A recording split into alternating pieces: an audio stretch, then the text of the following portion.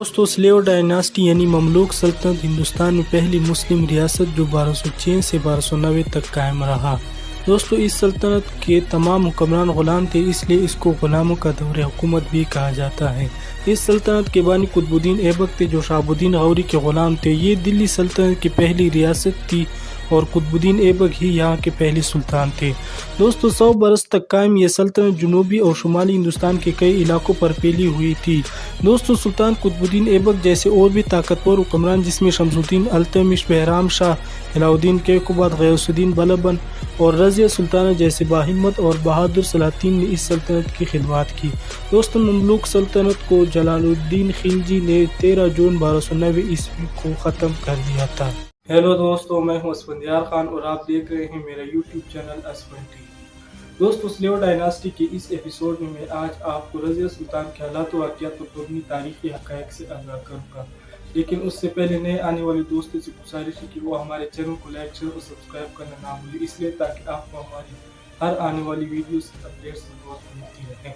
دوستو رضیہ سلطانہ ہندوستان کی واحد مسلم خاتون حکمران تھی۔ دوستو اس کے اندر وہ تمام تر قابل تعریف خوبیاں موجود تھی جس کا بادشاہوں کے اندر پایا جانا بہت ضروری ہے، لیکن دوستو اس کا عورت ہونا اس کی سب سے بڑی دشواری تھی، اور یہ دشواری اس کی آزادانہ عمل میں ایک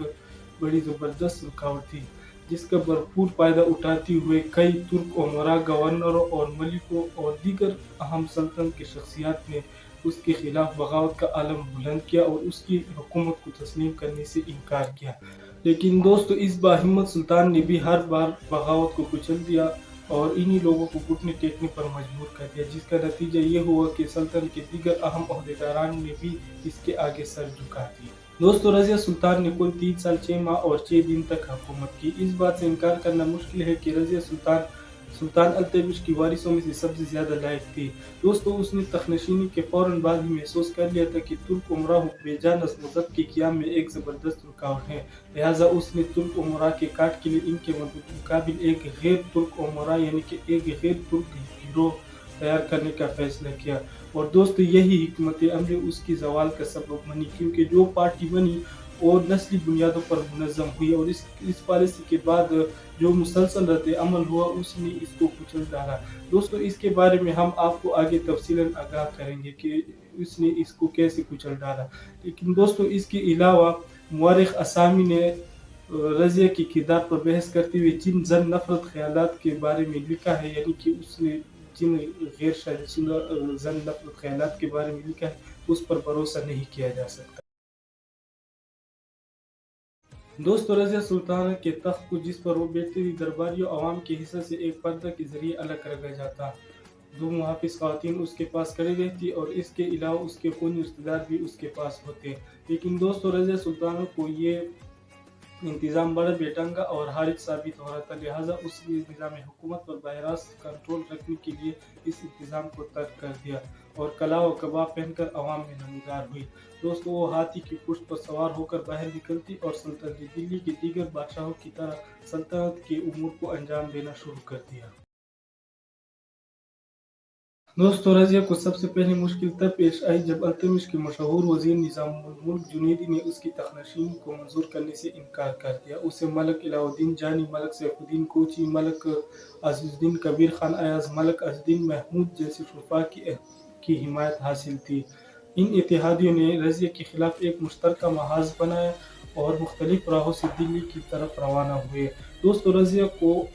دلی کے عوام کی ٹھوس حمایت حاصل تھی، لہٰذا اس بغاوت کی کامیابی بہت مشکل تھی، لیکن ایک باغی گروہ کی حیثیت سے دلی کے اطراف میں ان کی مستقل موجودگی اس کے اقتدار کے تحفظ کے لیے ایک سنگین خطرہ تھی۔ لہٰذا رضیہ نے چال چلتے ہوئے ملک ناصر الدین طائسی کو اودھ کا گورنر بناتے ہوئے ان کے خلاف وہ مدد کرنے کے لیے بلایا۔ دوستو ناصر الدین طائسی معزز سلطان شہاب الدین غوری کا غلام تھا۔ دوستو جب ناصر الدین طائسی اپنی فوج لے کر روانہ ہوا اور جو ہی اس نے دریائے گنگا عبور کیا تو ملک سیف الدین کوچی نے اس کی فوج پر حملہ کر دیا اور اس کو گرفتار کر۔ دوستو جب یہ حکمت عملی کارگر ثابت نہ ہوئی تو رضیہ نے خود ان باغیوں کو کچلنے کا فیصلہ کیا اور دلی سے باہر نکل کر دریائے جمنا کے کنارے خیمہ زن ہو گئے۔ دونوں افواج کے درمیان شدید جنگ ہوئی لیکن کوئی نتیجہ اخذ نہ ہوا، جس پر रसिया ने एक और चाल चलते हुए इनको मुज़ाकरात की पेशकश की। असल में उसने ये मंसूबा बनाया कि वो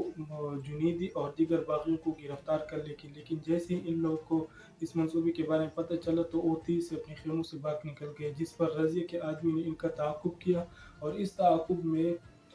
मलिक सैफुद्दीन कोची और उसका भाई फखरुद्दीन कोची गिरफ्तार कर लिया गया, उसको कत्ल कर दिया गया। दोस्तों निज़ामुल मुल्क जुनैदी भी सरमुर्गी की पहाड़ों की तरफ भाग निकला और वहीं उसकी मौत हुई। इसके अलावा मलक अलाउद्दीन जानी को नकवान नामी एक गांव में मारा गया और इसका सर दिल्ली ले जाया गया। दोस्तों इस तरह तमाम सरकश अनासिर या तो ख़त्म हो गए या रज़िया के कंट्रोल में आ गए। दोस्तों रज़िया ने इन लोगों को इस किस्म की शिकस्त देकर एक दस्तूरी नज़ीर को सर उठाने से रोक दिया, एक ऐसी नज़ीर जिसमें हुक्मरानों की तकर्रुरी में ख़ास तौर पर सूबाई गवर्नरों की आवाज़ गालिब हो। दोस्तों बगावतों को फ़िरोग़ करने के बाद रज़िया सुल्तान ने इंतज़ामिया की तश्कील नौ की तरफ तवज्जो दी और कुछ अहम तकर्रियाँ की, जिसमें उसने ख्वाजा मुअज़्ज़िज़ुद्दीन जो वज़ीर-ए-आज़म निज़ामुल मुल्क जुनैदी की नायब की हैसियत से काम कर चुका था को वज़ीर मुकर्रर किया और उसको निज़ामुल मुल्क का खिताब भी दिया। फ़ौज का माकू मलक सैफुद्दीन ऐबक के हवाले किया गया और उसको खुसरू खान का खिताब दिया गया, लेकिन कुछ ही दिनों बाद उसके इंतकाल की वजह से मलक कुतुबुद्दीन गौरी उसकी जगह नायब लश्कर बना दिया गया और लाहौर का इख्ता मलक इज़्ज़ुद्दीन कबीर को सौंपा गया। इस तरह दोस्तों यूं सरकश अनासिर से निपटने में और इंतज़ामिया की तश्कील नौ में कमाल की सूझबूझ का रज़िया ने सबूत दिया और लखनऊती से लेकर दिबल यानी कि कराची तक के सारे गवर्नर मलक और अमरा उसके आगे झुक गए, यानी कि उसकी इताअत कबूल कर। दोस्तों रज़िया के अहम ओहदों पर गैर तुर्कों की तकर्रुरी के बायस तुर्की शुरा के अंदर उसके खिलाफ अंदरूनी गुस्सा बढ़ता गया और उसको तख्त से उतारने का मंसूबा बनाना शुरू कर दिया। लेकिन दोस्तों रज़िया को सिर्फ वही अफसरान धोखा दे सकते थे जिसको उसने बज़ाते खुद मुकर्रर किया और जिन पर वो मुकम्मल एतमाद करती थी। दोस्तों एक गुलाम इख्तियारुद्दीन ऐतगिन जिसको सुल्तान शमसुद्दीन अल्तमिश ने अमीर ऐबक से खरीदा था और साल्ट की रेंज से लाया गया था। दोस्त को रज़िया सुल्तान ने सबसे पहले उसको बदायूं का इक़्तिदार मुकर्रर किया और बाद में उसको अमीर हाजब का बड़ा ओहदेदार मुतअय्यन किया। दोस्तों इसके अलावा अल्तमिश का एक दूसरा तुर्क गुलाम जिस पर रज़िया सुल्तान ने बहुत ज़्यादा मेहरबानी की थी वो इख्तियारुद्दीन अल्तुनिया था। दोस्तों अल्तमिश की मौत के वक्त वो सिर्फ मामूली सा गुलाम था, लेकिन रज़िया सुल्तान ने उसको बरान और फिर बठिंडा का मुख्तार मुकर्रर किया। दोस्तों इन दोनों पर वो मुकम्मल एतमाद कर सकती थी, लेकिन इसके बावजूद इस असना में जब रज़िया सुल्तान लाहौर की मुहिम में दिल्ली से बाहर थी तो इख्तियारुद्दीन ऐतगिन और इख्तियारुद्दीन अल्तुनिया ने एक मौसर और मुकम्मल साजिश की तैयारी की। दोस्तों इख्तियारुद्दीन ऐतगिन और इख्तियारुद्दीन अल्तुनिया के दरमियान मुस्तहकम दोस्ती का रिश्ता था, इसलिए ऐतगिन ने अल्तुनिया को इन तमाम हालात से बाखबर किया, लिहाजा उसने बठिंडा में एक मौसर और खामोशी से एक बगावत की बुनियाद डालना शुरू कर दी और सुल्तान की इताअत का कुलाबा अपनी गर्दन से उतार फेंका। दोस्तों जब रज़िया सुल्तान 13 अप्रैल 1240 ईस्वी को दिल्ली वापस आ गई तो उसको अल्तुनिया की बगावत के बारे में पता चल गया, लिहाजा 10 दिनों के बाद बगावत को कुचलने की नीयत से वो बठिंडा रवाना हो गई। लेकिन दोस्तों दारुसल्तनत के बहुत सारे अमीर खुफिया तौर पर अल्तुनिया से मिले हुए थे। जैसे ही वो दिल्ली से निकल गई सरकश अनासिर को उस पर हावी होने का मौका मिल गया। दोस्तों इसके साथ साथ जब वो बठिंडा के सामने ख़ैमज़न हो गई तो यहाँ दिल्ली में तुर्क अमीरों ने बगावत का झंडा बुलंद किया और उसके तख्त पर अल्तमिश के एक और बेटे मुइज़ुद्दीन बहराम शाह को तख्तनशीन किया।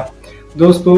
दरबार लग गया और दिल्ली के दरबार में मुख्तलिफ ओहदों और इक़्ता की तकसीम का आगाज़ हुआ, लेकिन दोस्तों इसमें अल्तुनिया की हुकूक को बिल्कुल नज़रअंदाज कर दिया गया। दोस्तों इस तकसीम में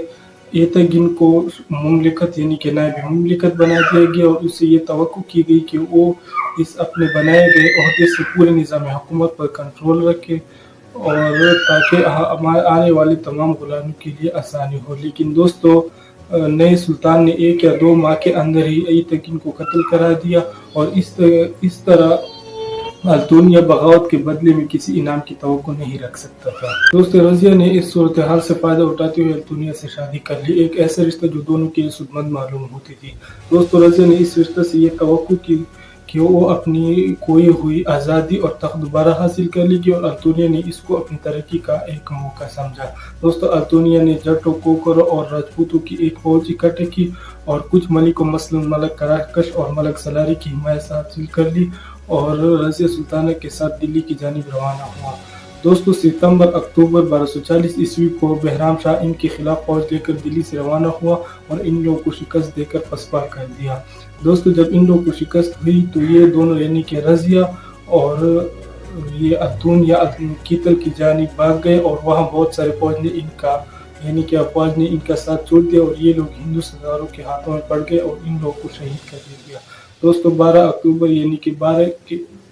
14 اکتوبر 1240 کو رضیہ سلطان یعنی ان دونوں کو شکست ہوئی تھی اور اسی کے دوسرے دن رضیہ سلطانہ کو شہید کر دی گئی۔ دوستو بلا شبہ رضیہ سلطان التمش کے وارثوں میں سے سب سے زیادہ لائق تھی، جس طرح اس نے بغاوتوں کو فروغ کیا اور ترک اور غیر ترک امراء کو اپنی اطاعت قبول کرنے پر مجبور کر دیا، اس سے اس کی بہادری کا مظاہرہ ہوتا ہے۔ دوستو ان معاملات کو درست کرنے کے بعد رضیہ سلطان نے رتنبور کے خلاف حسن غوری کو قدم اٹھانے کا حکم دیا۔ دوستو اس قلعہ کو سلطان التمش کی موت کے بعد ہندوؤں نے پھر سے حاصل کر لیا تھا۔ دوستو حسن غوری کو اتنی کامیابی حاصل ہو سکی وہ صرف اتنی ہی تھی کہ ترک امیروں اور ملکوں نے اس قلعہ کو بآسانی خالی کرا لیا تھا، لیکن دوستو پھر بھی سلطنت دلی کا وقار شدت سے مجروح ہو گیا تھا اور اس کے بعد نہ صرف جوہان نے شمال مشرقی راجپوت پر قابض ہو گئے تھے بلکہ لوٹ مار کرنے والے میواتیوں تک خود دلی کی حدود تک جا پہنچے تھے، اور اس کے علاوہ گوالیار میں شروع کی گئی مہم بھی اتنی ہی ناکام ثابت ہو گئی تھی۔ لیکن دوستو سلطنت دلی کی محافظت میں رضیہ کا کردار بیان کرنا ضروری ہے۔ دوستو جب 1238 میں منگولوں نے کرل ریاست چھین لی اور سلطنت دلی کے مغربی صوبوں کی جانب رخ کیا تو کرل ریاست کے والی نے اپنے لڑکے کو دلی بھیجا، شاید اس لیے تاکہ کسی قسم فوجی معاہدہ پر گفت و شنید ہو سکے۔ دوستو رضیہ سلطان نے باران کے آمدنی کو اس کے حوالے کر دیا مگر منگولوں کے خلاف ایک محاذ بنانے سے انکار کر دیا۔ دوستو یہ ایک معقول سیاسی فیصلہ تھا اور اس سے سلطنت منگولوں کے حملوں سے محفوظ ہو۔